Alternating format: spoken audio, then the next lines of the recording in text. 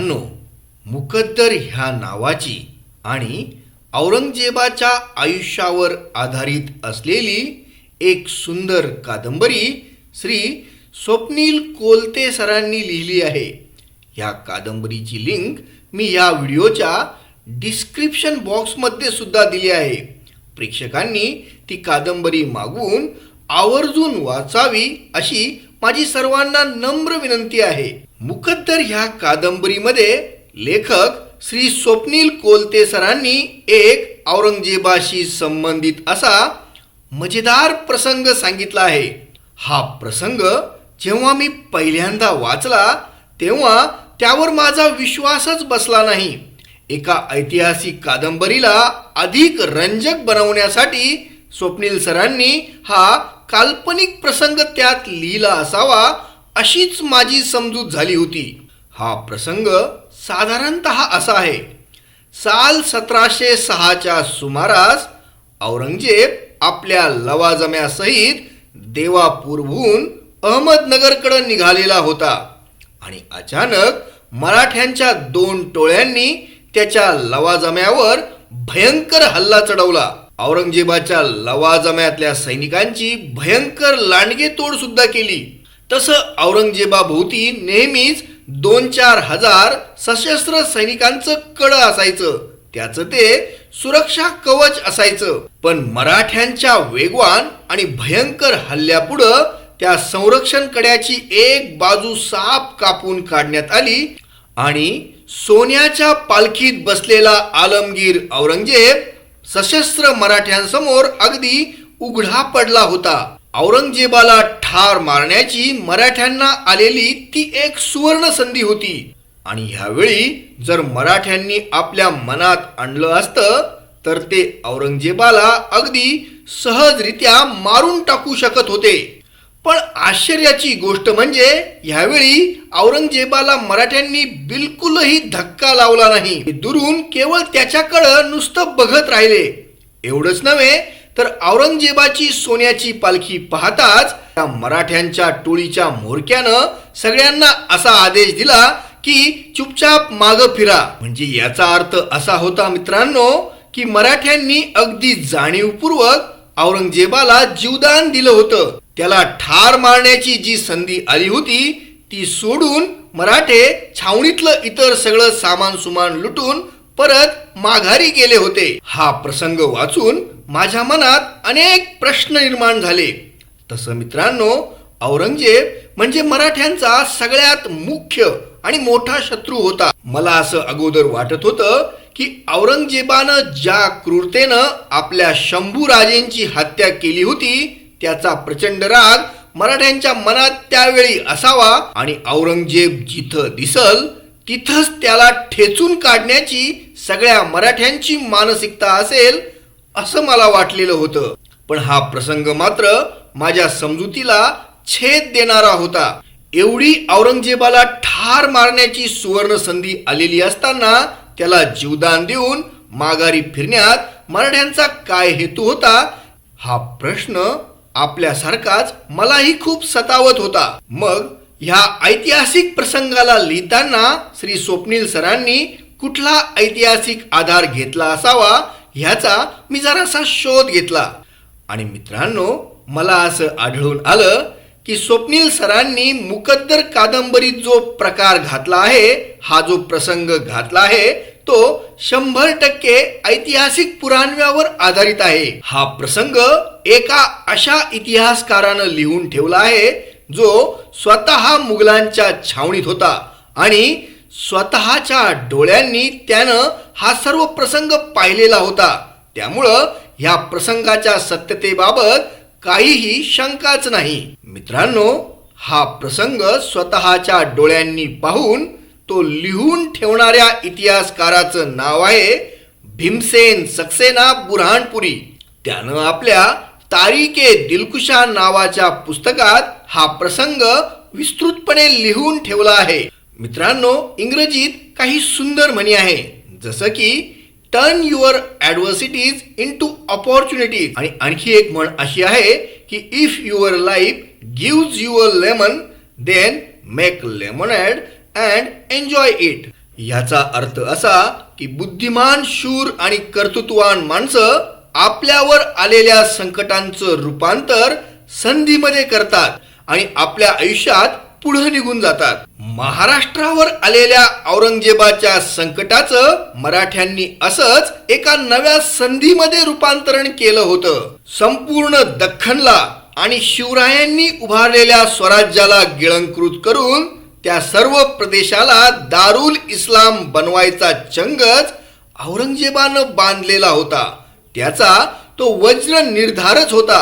यासाठी तो लाखोंची मुघली फौज आणि करोडोंचा मुघली खजाना घेऊन महाराष्ट्रात दख्खनमध्येच तळ ठोकून बसलेला होता. स्वराज्य आणि दख्खन गिळल्याशिवाय पुन्हा उत्तरेत पाऊल ठेवणार नाही अशी त्यानं प्रतिज्ञा केली होती. असा वज्र निर्धार केला होता. आणि मित्रांनो, जगाच्या पाठीवर दुसरं उदाहरण नसलेला असा भयानक आणि भीषण संघर्ष मराठे आणि मुघलांमध्ये थोडा थिडके नव्हे तर तब्बल 25-26 वर्ष चाललेला होता.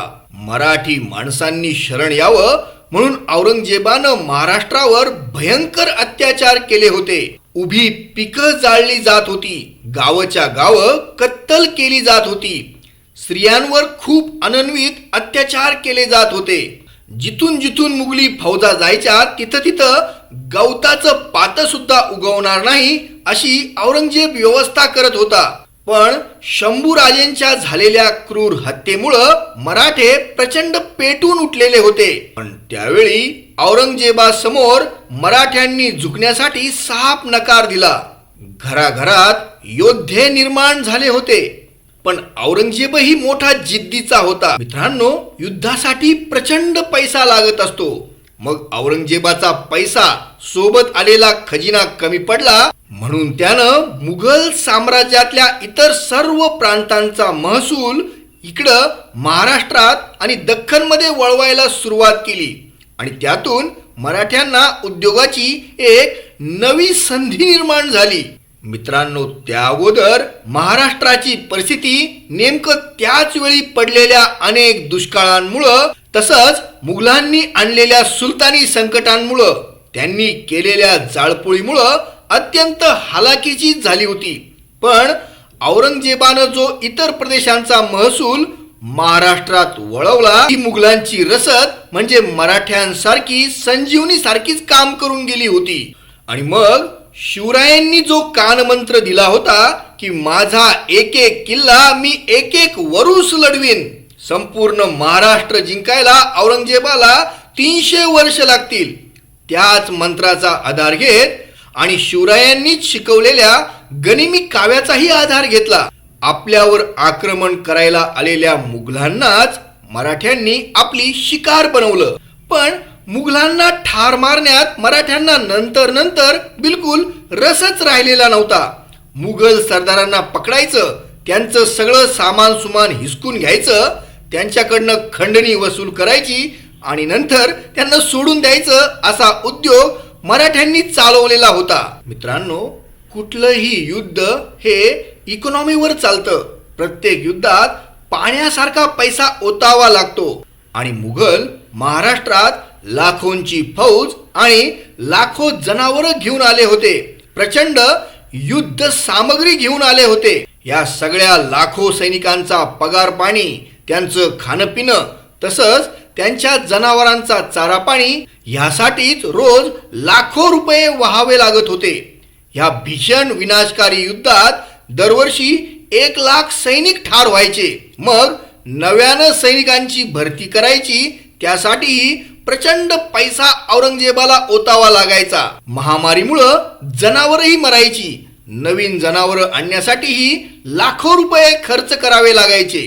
दख्खन जिंकण्याच्या वेडापायी औरंगजेबानं मुघलांचा सगळा शाही खजिना रिकामा करून टाकला होता. मुघलांच्या खजिन्याची शाही दालनं पार बाबर अकबराच्या काळापासून प्रचंड संपत्तीनं तुडुंब भरलेली होती, ओसंडून वाहत होती. पण औरंगजेबानं आपल्या हट्टापायी तो सर्व खजिना उधळून लावला.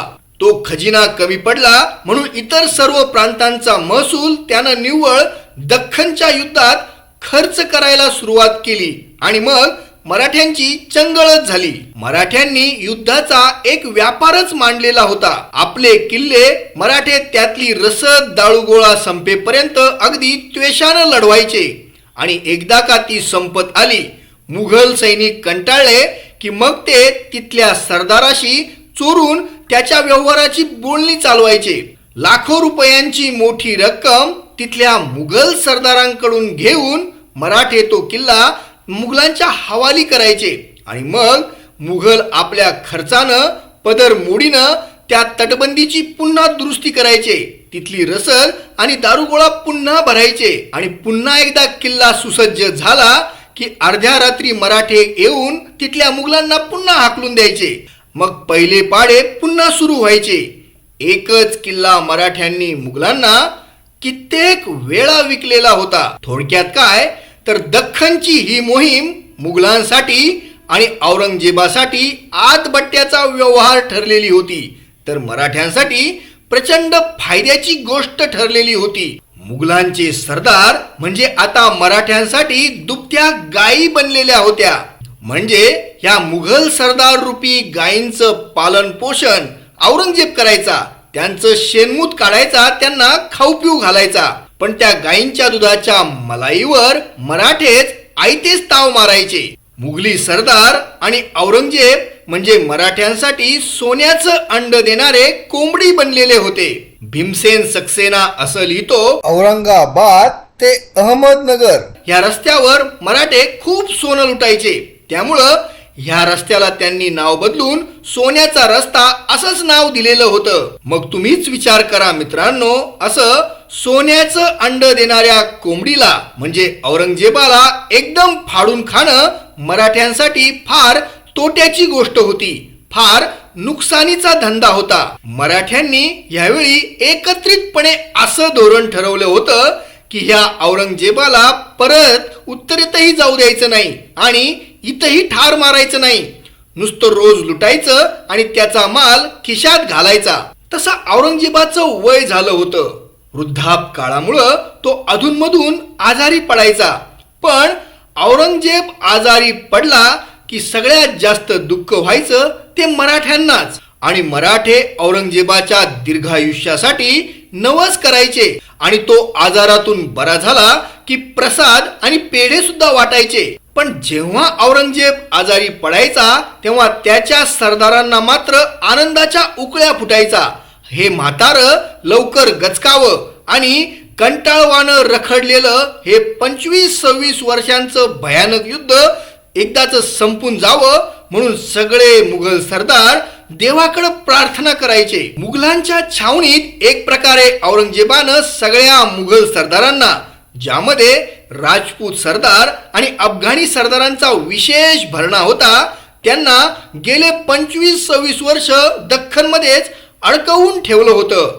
औरंगजेब त्यांना सुट्टीही देत नव्हता, त्यांची रजा मंजूरच करत नव्हता. मोगली सरदारांच्या 2 पिढ्या या लष्करी छावणीतच जन्माला आल्या होत्या आणि लहानपणापासून मराठ्यांचा मार खात खातच त्या मोठ्या झाल्या होत्या.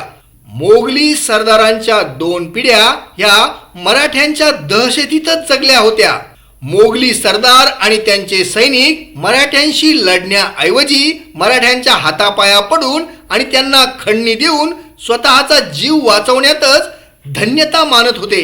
औरंगजेबाच्या दख्खनमधल्या लष्करी मोहिमेमुळं जो पैशांचा पूर महाराष्ट्रात आला होता, त्या पुरामुळं मराठे श्रीमंत आणि सधन झाले. गनिमी काव्यानं लढण्याचे अनेक नवे प्रकार याच काळात मराठ्यांनी शोधून काढले होते, विकसित केले होते. मुघलांशी लढता लढता मराठे इतके युद्ध अनुभवी, ज्याला इंग्रजीमध्ये वॉर हार्डन म्हणतात, तसे झाले होते. आणि त्यामुळंच पुढच्या काळात संपूर्ण भारतात मराठ्यांना आव्हान देणारी एकही शक्ती उरलेलीच नव्हती. संपूर्ण भारतात केवळ मराठ्यांचंच वर्चस्व त्यामुळं प्रस्थापित झालं होतं. मित्रांनो, मग साहजिकच आहे, ज्यावेळी आलमगीर बादशहा औरंगजेब मरण पावला तेव्हा सर्वात जास्त आनंद त्याच्या कैदेत अडकल्यासारखी अवस्था असणाऱ्या मोगली सरदारांना झाला. आणि त्यांनी कशाचीच वाट न पाहता आपलं सगळं चंपू गबाळ आवरून थेट उत्तरेकडे धूम ठोकली, आपल्या मायदेशी धूम ठोकली. पण मराठ्यांना मात्र फार दुःख झालं होतं, कारण मराठ्यांना नियमितपणे सोन्याचे अंडे देणारी त्यांची लाडकी कोंबडी मरण पावलेली होती. मित्रांनो, अशाच सुंदर सुंदर कहाण्या आणि किस्से ऐकण्यासाठी आपण माझ्या YouTube चॅनलला भेट द्या. आपल्या प्रोत्साहनाची मला गरज आहे. मला प्रोत्साहन देण्यासाठी आपण माझ्या YouTube चॅनलला सबस्क्राईब करा. माझ्या व्हिडिओला लाईक करा, कॉमेंट करा आणि शेअर सुद्धा करा. आपले खूप खूप धन्यवाद.